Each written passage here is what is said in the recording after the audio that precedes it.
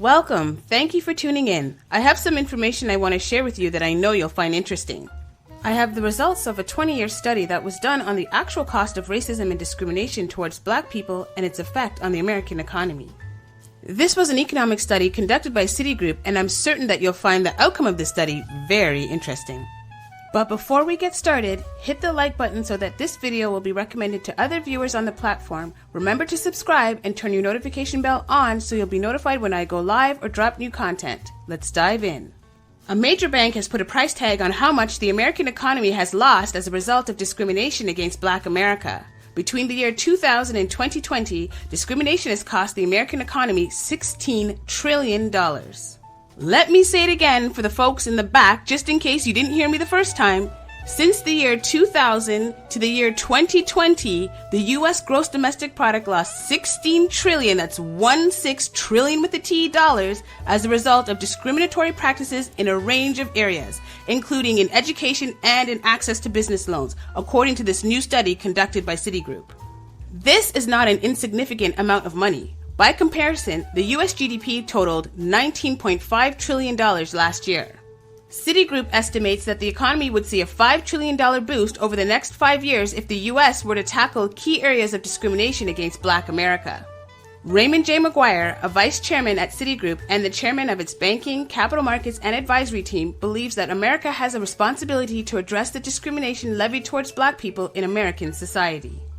Regarding the study, Raymond said that Citigroup wanted to frame the racism and discrimination through an economic lens in order to demonstrate the actual costs of long-standing discrimination and racism towards minority groups, especially against Black people and particularly in the U.S. I just have one question. Is it worth it? Discrimination towards Black America, it's very costly. The racism is costing a lot to America's bottom line. America can't afford to lose any more money. America's debt is out of control. America, what's the debt now in America? Isn't it something like $32 trillion? America cannot afford to flush more money down the toilet like that, especially now with China on the rise. It's not worth it. Discriminating against Black people is too expensive. You can't afford it.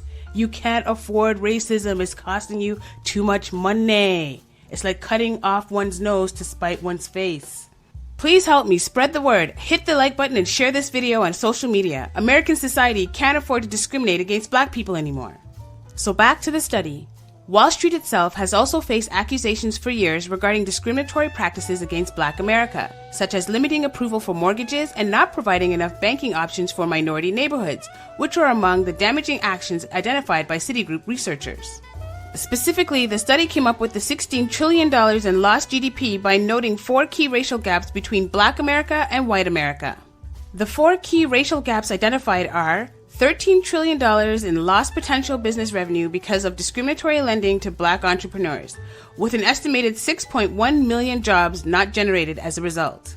$2.7 trillion in income loss because of disparities in wages suffered by Black America. $218 billion lost over the past 2 decades because of discrimination in providing housing credit. And lastly, $90 billion to $113 billion in lifetime income lost from discrimination in accessing higher education. As a result, Citigroup urges a slew of actions to reverse discriminatory practices and boost GDP over the next 5 years, including addressing the wage gap suffered by Black people in America and promoting diversity at the top within banks and companies. Well, that's all I have for now.